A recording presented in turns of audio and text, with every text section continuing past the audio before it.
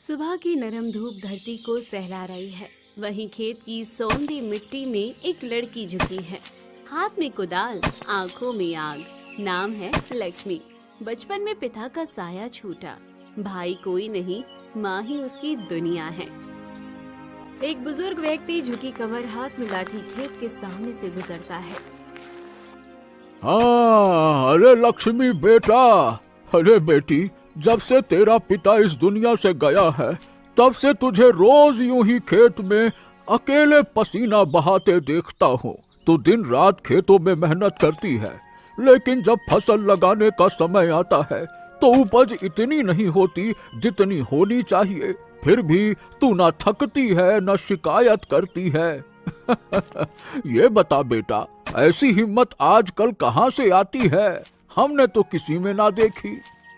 लक्ष्मी ने कुदाल रोकी, हथेली से माथे का पसीना पोंछा और मुस्कुराए जवाब दिया। काका, जिंदगी में परिणाम हमारे हाथ में कहाँ होते हैं, लेकिन मेहनत, वो तो छोड़ना गुनाह है। अगर मेहनत करने से डरने लगे तो फिर किस्मत से शिकायत करने का हक भी खो बैठेंगे। मैं मानती हूँ कि मेरी मिट्टी ने मुझे हर बार परीक्षा में डाला है, लेकिन मैं तब तक कोशिश करती रहूंगी जब तक मेरे खेत हरे नहीं हो जाते। काका माधो की आंखें नम हो गईं। वो कुछ पल तक लक्ष्मी को देखते रह गए। बेटी, तेरी बातों में सच्चाई और तेरे कर्म में आग है, एकदम जोश। तुझ जैसी बेटियां अगर हर गांव में होना तो ये देश सोने की चिड़िया फिर से बन जाएगा। चल, मैं चलता हूँ। हाँ। लक्ष्मी सिर झुकाकर मुस्कुरा देती है और काका लाठी टेकते हुए आगे बढ़ जाते हैं।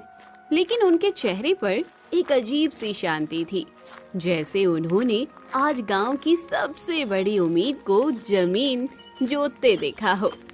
वही लक्ष्मी फिर से खेत में कुदाल चलाने लगती है, क्योंकि उसे पता था मिट्टी चाहे जितनी कठोर हो, अगर मेहनत की नमी उसमें डाल दी जाए तो एक दिन सोना जरूर उगलेगी।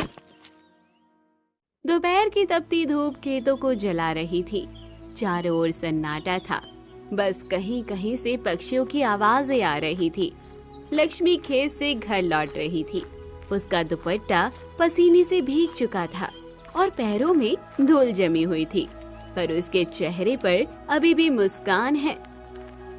छोटे से मिट्टी के घर के बाहर पहुंचते ही उसकी नजर खाट पर लेटी माँ पर गई। माँ की आंखें रास्ते पर ही टिकी थी, जैसे उसी का इंतजार कर रही हो।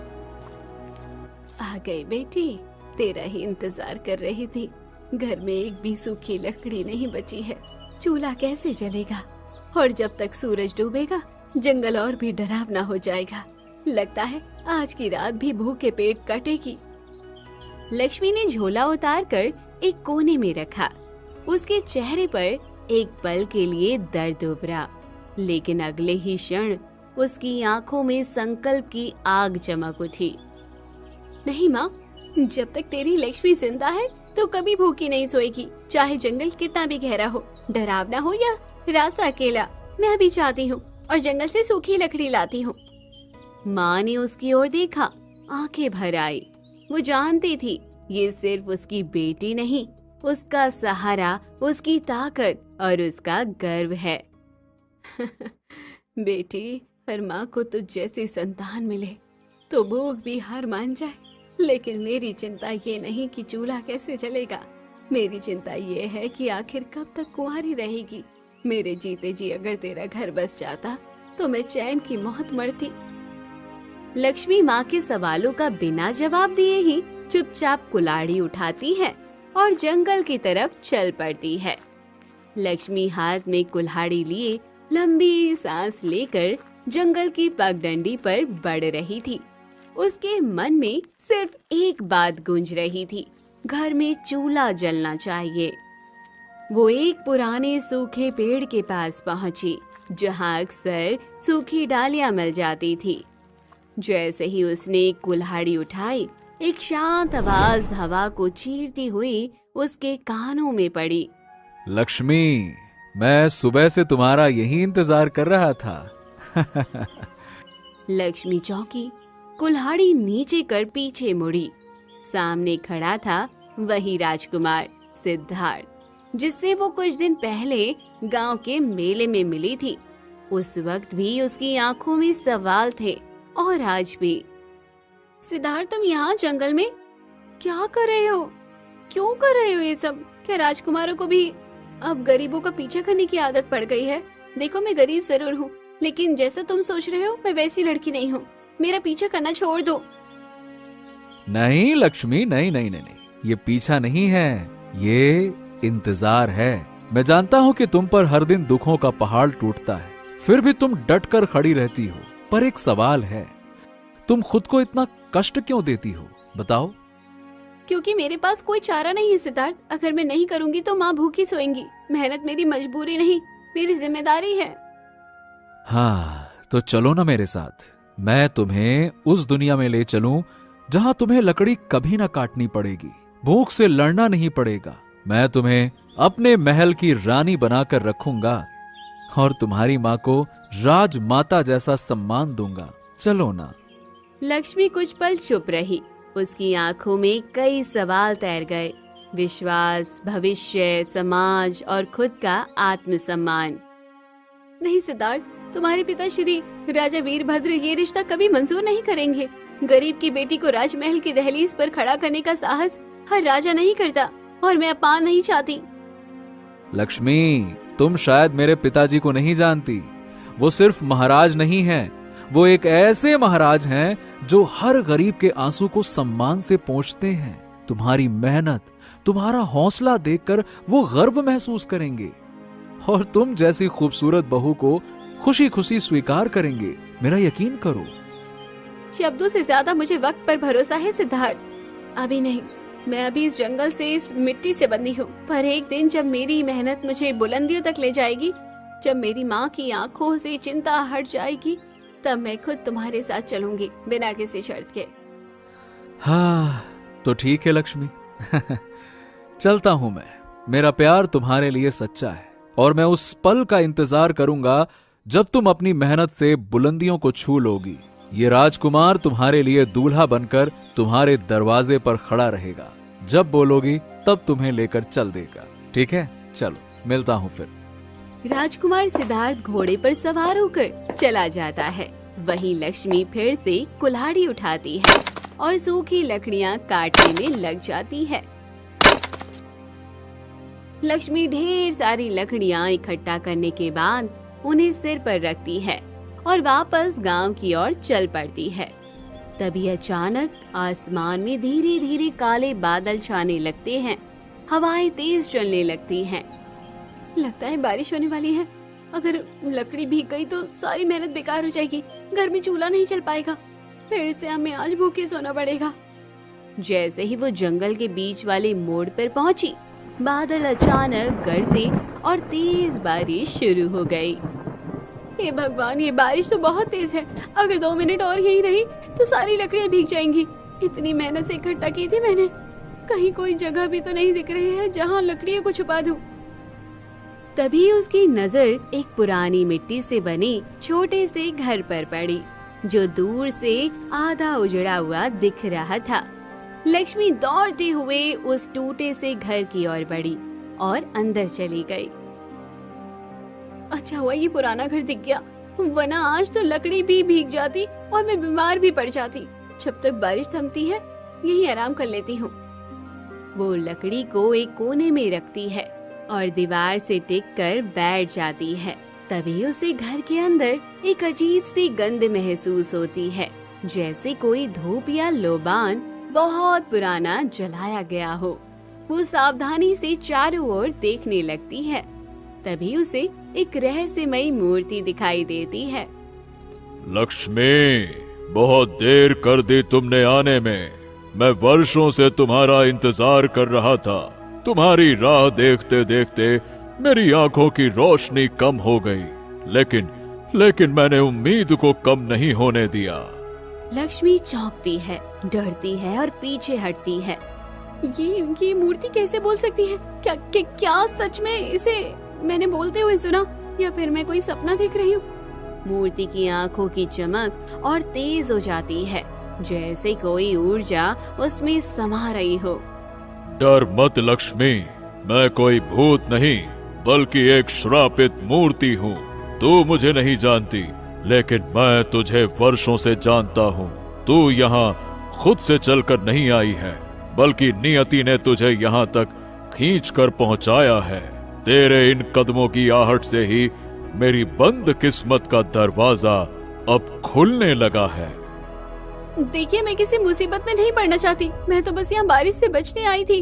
अगर मेरे आने से आपको कोई परेशानी हो रही है तो मैं अभी लौट जाती हूँ। मुझे माफ कर दीजिए। हाँ, नहीं नहीं बेटी, तेरे यहाँ आने से मुझे कोई परेशानी नहीं है। अगर तू यहाँ आकर लौट गई तो मैं फिर कभी मुक्त नहीं हो पाऊंगा। इस अंधेरे में कैद मेरी आत्मा को रोशनी तभी मिलेगी जब तू मुझे माफ करेगी। कुछ पल तक लक्ष्मी चुप रहती है, फिर हिम्मत करके आगे पूछती है, आपकी बातों में सच्चाई है या कोई छलावा? मुझे साफ साफ बताइए, आप कौन हैं और मुझसे क्या चाहते हैं? आप क्यों कह रहे हैं कि मेरी वजह से आपकी मुक्ति हो सकती है? मैं कोई साधारण मूर्ति नहीं लक्ष्मी, मैं रुद्रसेन हूँ। इस राज्य का वो अभिमानी राजा जिसने अपने घमंड में एक निर्दोष परिवार की पूरी दुनिया उजाड़ दी।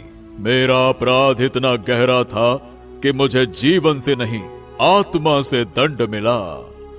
तभी से मैं इस पत्थर में कैद हूँ। कौन सा परिवार? कौन थे वो मासूम लोग जिनकी जिंदगी आपने तबाह कर दी? क्या वो मेरी माँ का परिवार था? मुझे याद है, माँ अक्सर कहती थी एक निर्दयी राजा ने हमारी जमीन हड़प ली थी और मेरे पिता को बेरहमी से मार डाला था। क्या वो राजा आप ही थे? हाँ लक्ष्मी, हाँ, वो मैं ही था।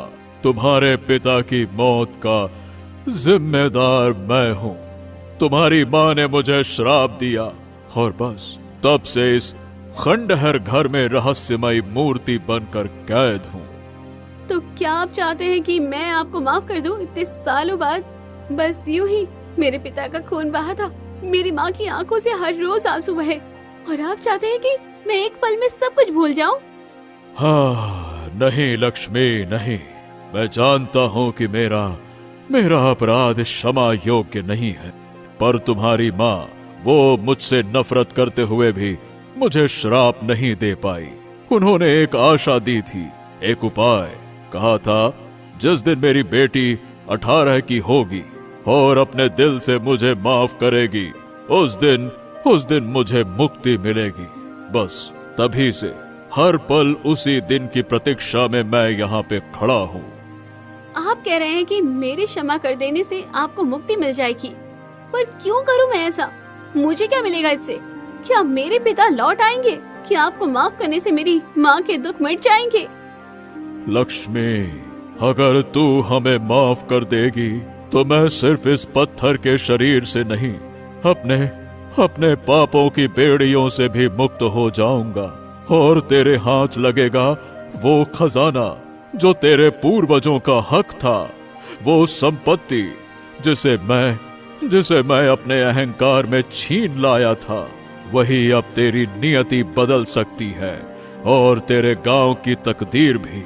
ये सिर्फ दौलत नहीं, न्याय है जो तुझे मिलना ही चाहिए। खजाना? कैसा खजाना और कहाँ है वो? इसी घर के अंदर एक रहस्यमयी कमरा है जिसका दरवाजा सिर्फ वही खोल सकता है जिसका मन सच्चा हो और जिसने मेहनत से अपनी रोटी कमाई हो।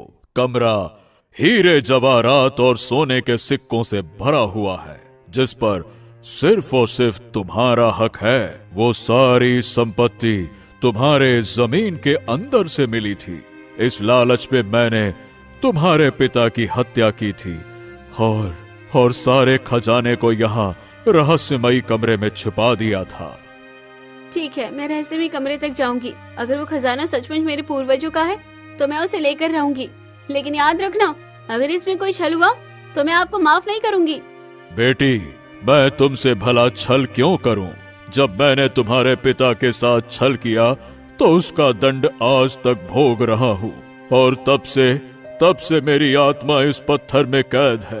बेटी, बेटी, ये खजाना तुम्हारा अधिकार है और मेरे पापों का प्रायश्चित है।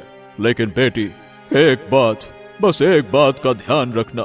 रहस्यमयी खजाने वाले कमरे में जाते समय लोभ मत करना और ना इस रहस्य को किसी से बताना, वरना तुम सब कुछ खो दोगी और फिर से वही गरीबी फिर लौट आएगी। ठीक है, मैं चलूंगी उस रहस्यमयी कमरे तक। अगर ये सब सच निकला तो मैं आपको क्षमा कर दूंगी और अपने हक का धन लेकर अपनी माँ की जिंदगी बदलूंगी। बेटी, अब वक्त आ गया है। यहाँ से ठीक 40 कदम आगे दाईं ओर एक पुराना दरवाजा मिलेगा।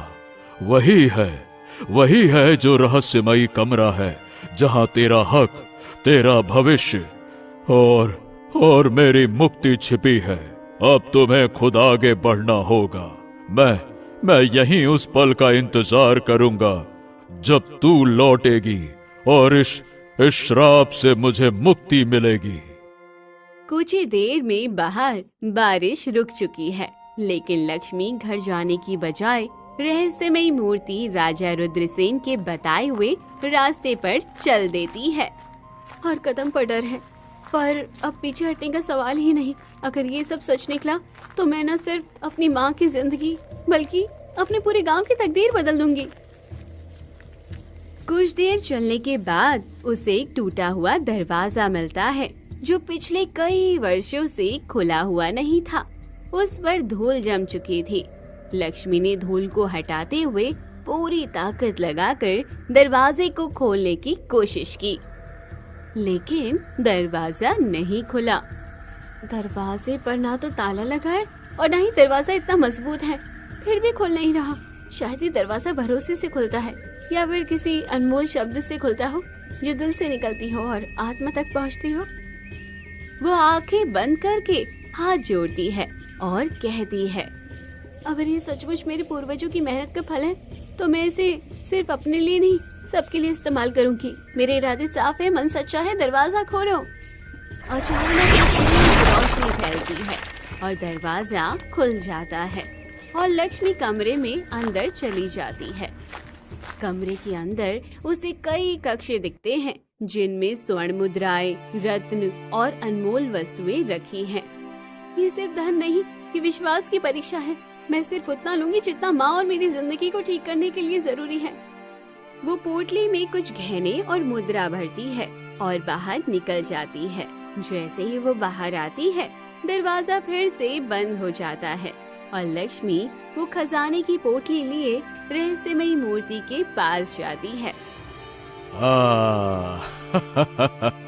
सामने इतना सारा धन होते हुए भी तुमने लोभ नहीं किया।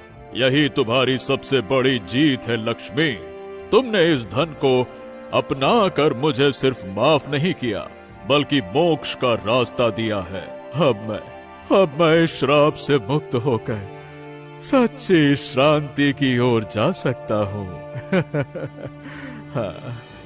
रहस्यमय मूर्ति की आंखों से आंसू निकलते हैं। उनका शरीर धीरे धीरे प्रकाश में बदलने लगता है और वो प्रकाश में विलीन हो जाते हैं। राजा रुद्रसेन, आपकी गलती बहुत बड़ी थी, लेकिन आपका पछतावा उससे भी बड़ा निकला। मैंने आपको दिल से माफ किया। आप जहाँ भी जाइए, शांति और सुकून आपके साथ हो। रात के 7 बज चुके हैं।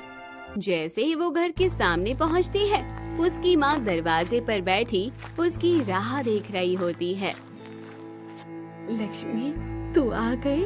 कहाँ रह गई थी बेटी? मैं दरवाजे पर बैठी न जाने कितनी बार तेरा रास्ता देखती रही। दिल घबरा रहा था कहीं कुछ अनहोनी ना हो गई हो। तू ठीक तो है ना? माँ, मैं ठीक हूँ। रास्ते में बारिश आ गई थी और फिर कुछ ऐसा हुआ जो मैं सोच भी नहीं सकती थी। पर तू चिंता मत कर, अब हमारी सारी मुश्किलें खत्म हो जाएंगी। तभी लक्ष्मी की माँ की नजर उसके हाथ में पकड़ी पोटली पर जाती है। बेटी, इस पोटली में क्या है? तू आज इतनी अलग क्यों लग रही है? आखिर तुम्हें ऐसा क्या मिल गया जो इतनी तू खुश है नजर आ रही है? माँ, ये पोटली अब हमारी भूख, दर्द और बेबसी का अंत है। इसमें है सोने के सिक्के, हीरे जवाहरात और वो सब कुछ जिससे अब तुझे कभी इलाज के लिए सोचने की जरूरत नहीं पड़ेगी। अब हमारे सपने अधूरे नहीं, पूरे होंगे।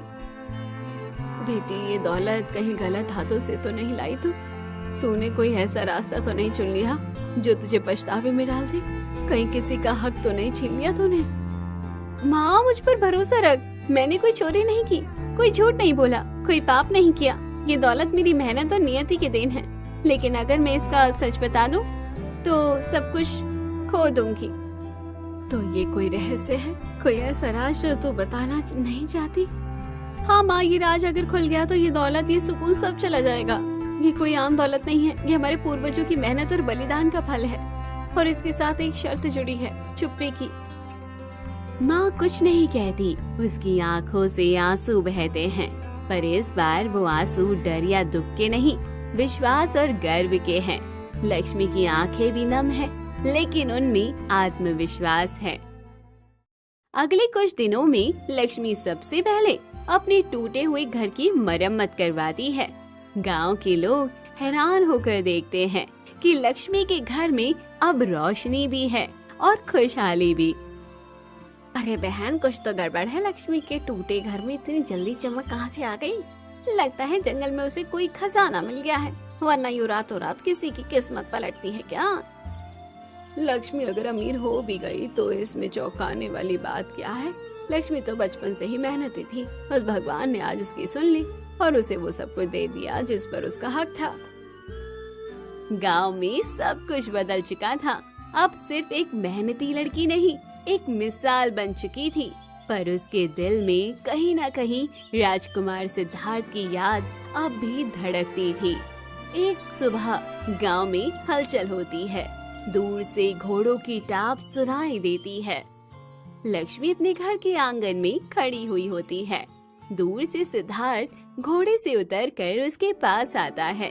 उसके पीछे राजा वीरभद्र और रानी भी है। लक्ष्मी, देखो, मैंने वादा किया था ना, जब तुम बुलंदियों को छू लोगी मैं तुम्हारे दरवाजे पर दूल्हा बनकर आऊंगा। आज मैं अपने माता पिता के साथ आया हूँ तुम्हें अपने जीवन की रानी बनाने। बेटी लक्ष्मी, तुम्हारी मेहनत और तुम्हारे त्याग और सच्चाई ने हमें गर्वित महसूस कराया है। तुम्हारा नाम अब हमारे राज्य में भी सम्मान से लिया जाता है। हम चाहते हैं बेटा कि तुम हमारे बेटे की पत्नी बनो और इस राज्य की बहू। लक्ष्मी, तुम्हारे जैसी बहू हर घर को नसीब नहीं होती। हम चाहते हैं कि तुम राजमहल चलो अपनी माँ के साथ और वहाँ राजमाता की तरह रहो। लक्ष्मी की आंखें भर जाती है। मैंने कभी नहीं सोचा था कि मेरी जिंदगी मुझे यहाँ तक ले आएगी, लेकिन ये सब आपके आशीर्वाद से और मेरी माँ के संघर्ष की वजह से हुआ है। मैं तैयार हूँ, पर एक शर्त, मेरी माँ भी मेरे साथ महल में रहेगी। बेटे, तुम्हारी माँ अब सिर्फ तुम्हारी माँ नहीं, पूरे महल की राजमाता होंगी। हम उनका सम्मान करेंगे जैसे वो वास्तव में उस सम्मान की हकदार हैं। हाँ। गांव में शहनाइयां बजने लगती हैं। पूरे गांव को दावत दी जाती है। मंदिर में बड़ी धूमधाम से विवाह होता है। चैतन्यपुर नाम के एक राज्य में राजा रुद्र प्रताप एक बहुत ही प्रतापी राजा था। वह हमेशा प्रजा के हित के लिए काम करता था। उसके दरवाजे पर किसी भी तरह की आस लेकर आने वाला व्यक्ति कभी भी निराश होकर नहीं लौटता था। राजा रुद्र प्रताप हमेशा ऐसे ही लोगों की सहायता करता था। आसपास के राज्यों में राजा की खूब प्रशंसा होती थी।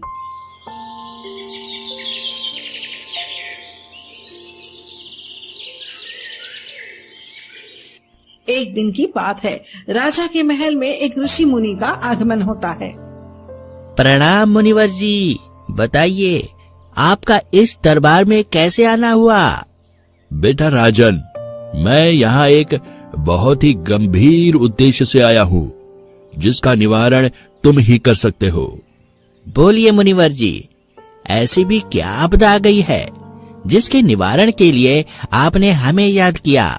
राजन, हमारे राज्य के बगल वाले जंगल में आए दिन एक विचित्र घटना घट रही है, जिसमें प्रत्येक लोगों की जानें भी जा चुकी है। लोगों के प्रति सुनने में यह आया है, उस जंगल में एक मायावी राक्षसी का वास हो चुका है। जिससे वहां के ऋषियों तथा लोगों के मन में एक भय सा बना रहता है। राजन, मैं इसी उद्देश्य के निवारण के लिए तुम्हारे पास एक आशा की उम्मीद से आया हूँ। मुनिवर, आप निश्चिंत रहिए, मैं स्वयं ही इस समस्या के निवारण के लिए उस वन में जाऊंगा। राजन, मुझे पूर्ण विश्वास है आप उस मायावी राक्षस का अंत करने में अवश्य ही सफल होंगे। इतना सब कहने के बाद ऋषि मुनि वहां से चले जाते हैं।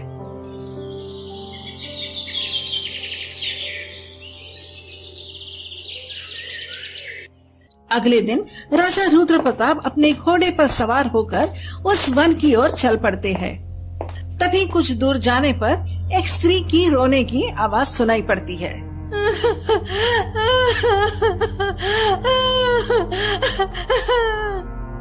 तभी राजा उस स्त्री के रोने की आवाज का पीछा करते हैं।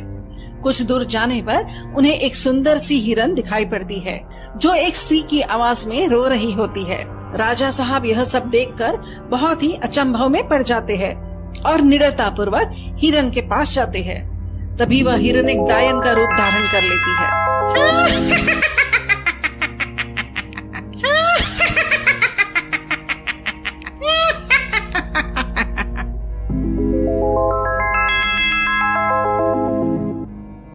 कुछ दिन बाद इधर दरबार में रुद्र प्रताप के पुत्र राजकुमार अर्जुन को पता चलता है कि उनके पिता जंगल में एक मायावी राक्षस के आतंक का अंत करने के लिए जंगल की ओर गए थे और तभी से वह दरबार में वापस लौटकर नहीं आए।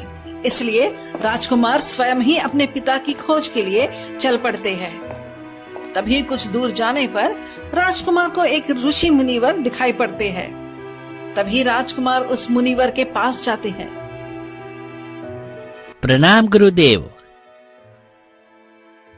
गुरुदेव, मेरी मदद कीजिए। क्या हुआ पुत्र? गुरुदेव, कई दिनों से मेरे पिता इसी जंगल में एक मायावी राक्षस के आतंक का अंत करने के लिए आए थे, परंतु गुरुदेव तभी से उनका कोई अता पता नहीं है। कृपया मेरी मदद कीजिए गुरुदेव। बेटा, तुम चिंता मत करो, मैं तुम्हारी एक मदद कर सकता हूँ। बेटा, मेरी बातों को ध्यान पूर्वक सुनो। तुम इस मार्ग से सीधा चले जाना। कुछ दूर जाने पर तुम्हें एक वृक्ष पर बूढ़ा गिद्ध दिखाई पड़ेगा। उसके द्वारा पूछे गए प्रश्नों का अगर तुम सही सही उत्तर दे देते हो तो वो तुम्हारी अवश्य कोई ना कोई मदद जरूर करेगा। ठीक है गुरुदेव, आपका बहुत बहुत धन्यवाद। उसके बाद राजकुमार ऋषि मुनिवर की बातों का ध्यान रखते हुए वहां से चल पड़ता है।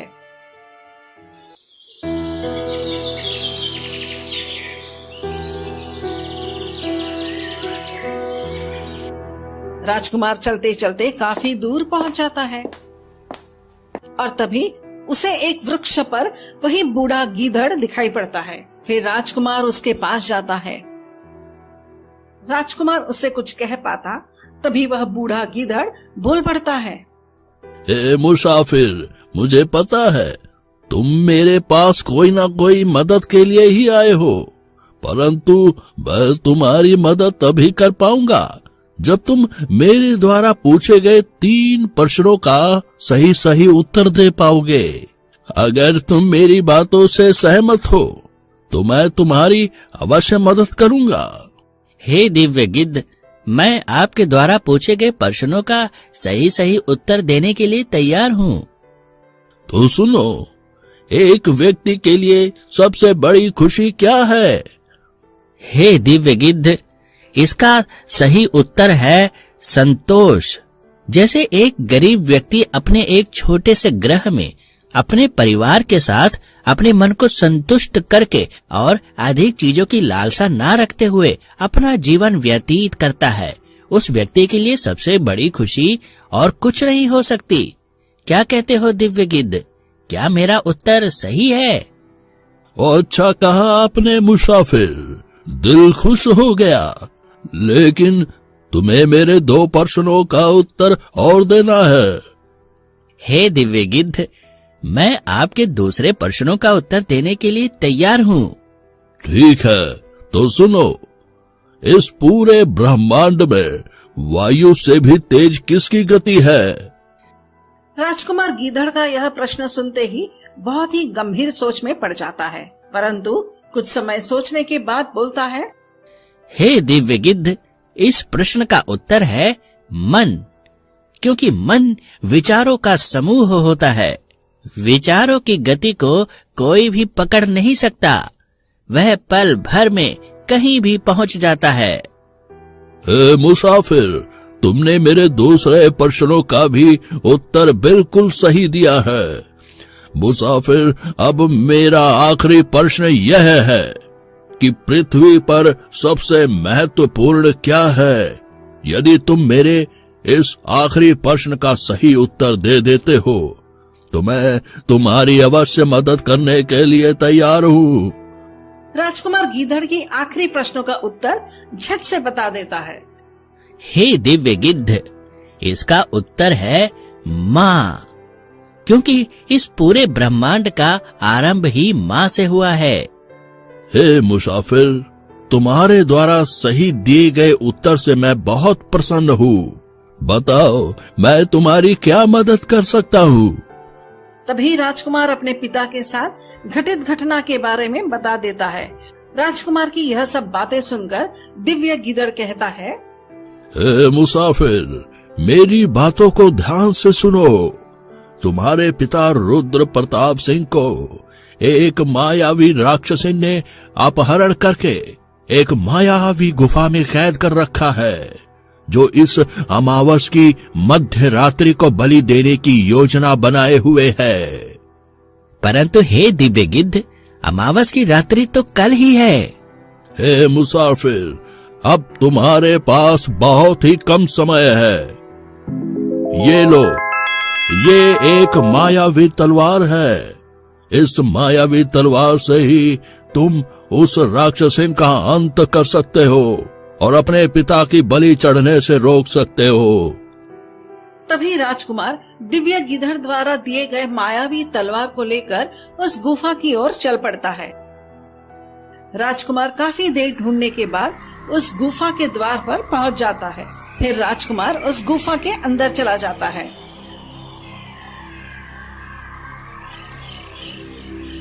तब उसने देखा कि एक मायावी पिंजरे में उसके पिता कैद है, और तभी राजकुमार जैसे ही अपने पिता को बचाने के लिए आगे की ओर कदम बढ़ाता है, तभी अचानक से एक भव्य प्रकाश के साथ एक मायावी डायन और राक्षस उसके सामने प्रकट हो जाते हैं।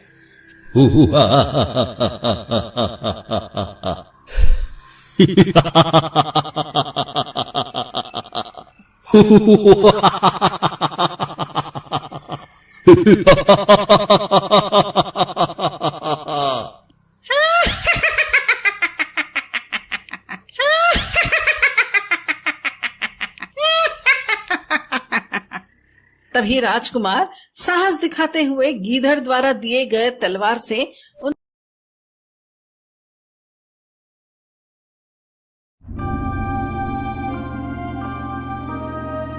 मुखिया देखता है कि किसान के घर के बाहर एक चारपाई पर वही कन्या दिखाई देती है। जैसा गुरुदेव ने बताया था, यह वही कन्या है और अभी यह बिल्कुल अकेली है। मैं अपने पुत्र का भाग्य बदल कर ही रहूंगा, अब चाहे वो न्याय से हो या फिर अन्याय से। ऐसा कहकर मुखिया उस कन्या को अपनी गोद में उठाकर वहां से चुपचाप चला जाता है। कुछ देर बाद मुखिया उस कन्या को गंगा नदी में बहा देता है।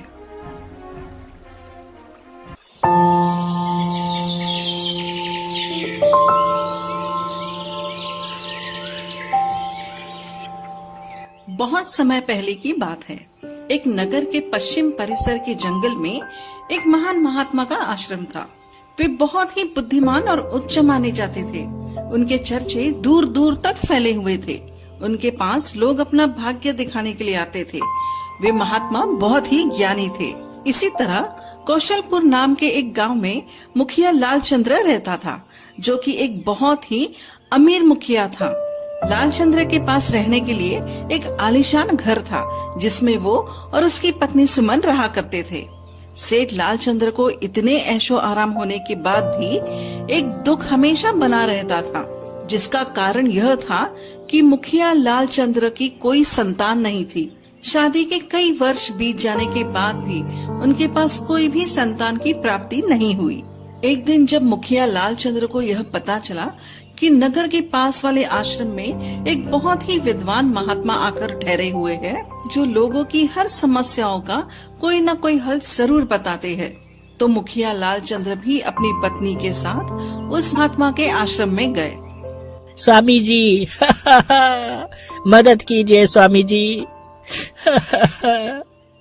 क्या हुआ बेटा, तुम क्यों रो रहे हो? बताओ बेटा, मैं अवश्य ही तुम्हारे दुखों का कोई न कोई समाधान जरूर बताऊंगा। गुरुदेव, हमारी कोई संतान नहीं है। हम दोनों को अंदर ही अंदर ये चिंता खाए जा रही है। गुरुदेव, हमने आपका बहुत नाम सुना है, तभी हम आपके पास आए हैं। गुरुजी, अब आप ही हमारी मदद कर सकते हैं।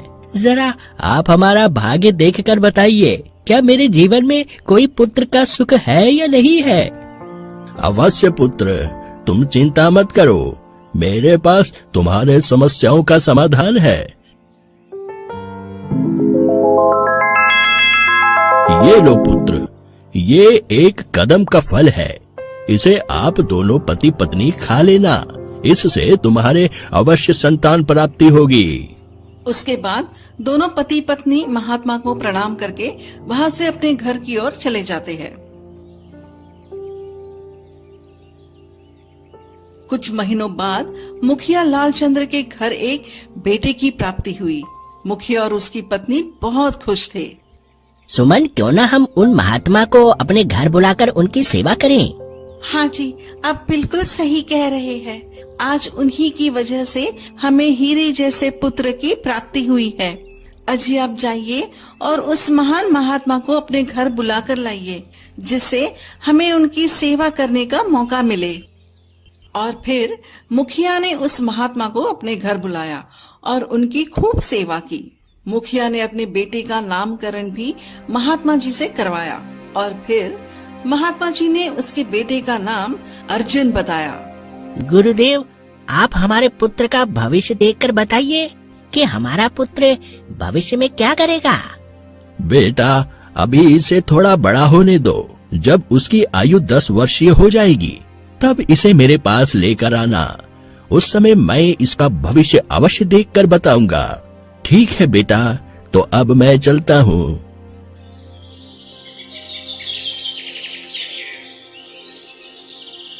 धीरे धीरे समय गुजरता गया। मुखिया का पुत्र अर्जुन अब 10 वर्षीय हो चुका था। सुमन, हमारा पुत्र अर्जुन अब 10 वर्षीय हो चुका है, तो क्यों ना हमें इसे महात्मा जी के पास इसके भविष्य के बारे में पता कराने के लिए जाना चाहिए। हाँ जी, आप बिल्कुल सही कह रहे हैं। हमें अपने पुत्र अर्जुन को स्वामी महात्मा जी के पास ले चलना चाहिए। आखिर हमें भी तो पता चले कि हमारा पुत्र आगे चलकर अपने जीवन में क्या करेगा। तभी मुखिया जी अपनी पत्नी और बेटे के साथ उन महात्मा जी के आश्रम में जाते हैं। पिताजी, यहाँ पर ये सब लोग इतना भीड़ लगाकर क्या कर रहे हैं? पिताजी, आप मुझे कहाँ पर लेकर आए हैं? बोलिए पिताजी। बेटा, ये महात्मा जी बहुत ही दिव्य, ज्ञानी और शक्तिशाली हैं। ये लोगों के भविष्य के बारे में बताते हैं कि उनके जीवन में क्या क्या होने वाला है। बेटा, बस ये सब लोग अपने अपने भविष्य के बारे में जानने के लिए ही भीड़ लगाकर खड़े हैं। मुखिया का बेटा अर्जुन यह सब बात सुनकर उस महात्मा जी के पास जाता है। प्रणाम गुरुदेव। गुरुदेव, आप मेरा भी भविष्य देखिए ना कि मैं अपने जीवन में क्या क्या करने वाला हूँ। अवश्य पुत्र, मैं अभी तुम्हारा भाग्य देखकर बताता हूँ। उसके बाद महात्मा अर्जुन के भविष्य के बारे में ध्यान लगाते हैं। महात्मा को पता चल गया था कि भविष्य में उस मुखिया के पुत्र का विवाह तो एक गरीब कुल की कन्या से होना लिखा है। महात्मा जी ने सोचा कि ये बच्चा तो एक बड़े ही ऊंचे खानदान का लड़का है और उसका विवाह एक गरीब लड़की से होगा। तभी महात्मा ने मुखिया जी को पास बुलाकर कहा, बेटा, मैंने तुम्हारे पुत्र के भाग्य को देखा। तो सब कुछ तो ठीक है, परंतु अर्जुन के भाग्य में एक गरीब कुल के कन्या से विवाह की कुंडली जुड़ी हुई है। नहीं नहीं गुरुजी, मैं ऐसा नहीं होने दूंगा।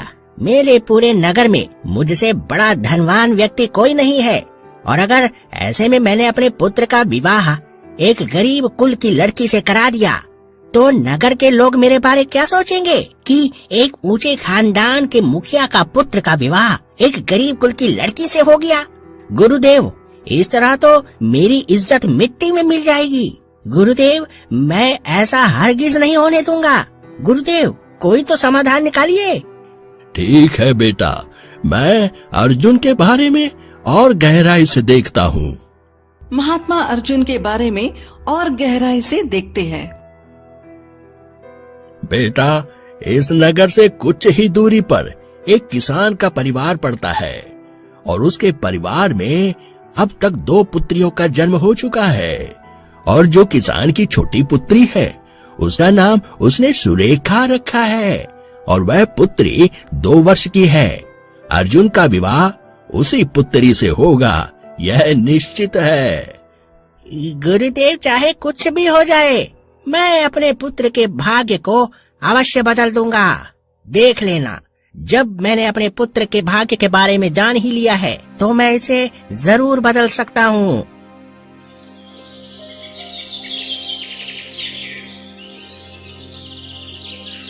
अगले दिन मुखिया लालचंद्र अपने पुत्र अर्जुन के भाग्य को बदलने के लिए चल पड़ता है।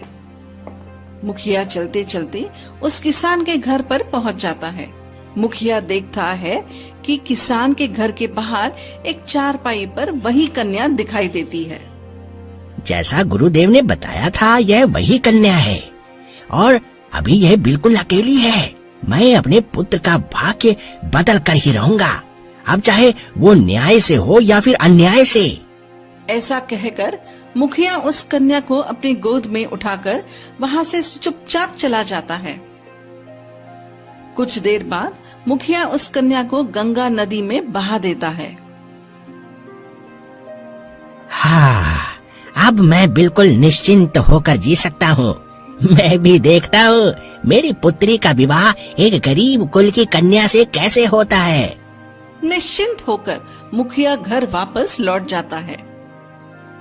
लेकिन सबसे चौंकाने वाली बात तो यह हुई कि वह कन्या नदी में बहती जा रही थी, और कुछ देर बाद वह एक किनारे पर जाकर रुक गई।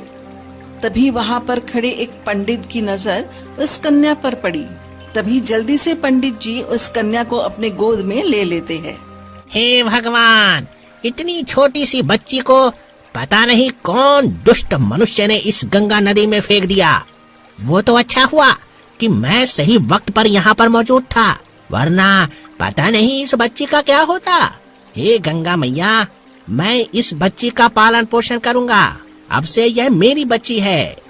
फिर पंडित जी उस कन्या को लेकर अपने घर आ जाते हैं और कन्या का पालन पोषण करने लगते हैं। कुछ वर्ष बाद उस कन्या सुरेखा की आयु विवाह के योग्य हो गई, और अब पंडित जी सुरेखा के लिए एक वर की तलाश में थे।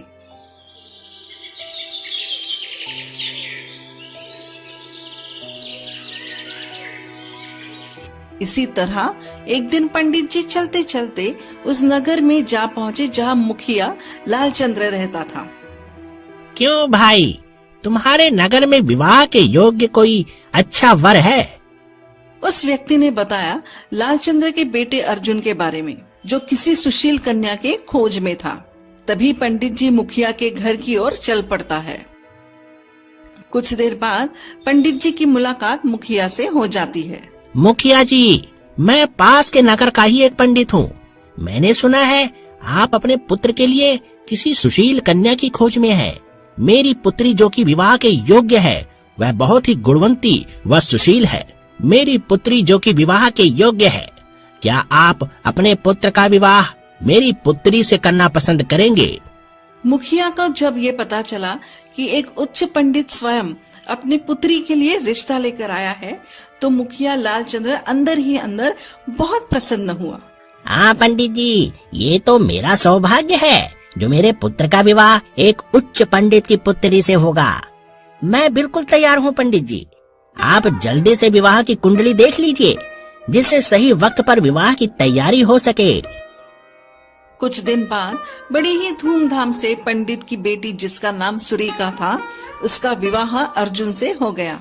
अब सेठ मन ही मन में सोचने लगा था, आखिरकार मैंने अपने पुत्र का भाग्य बदल ही दिया। जो उन महात्मा ने कहा था, मैंने उनकी बात को पलट दिया है।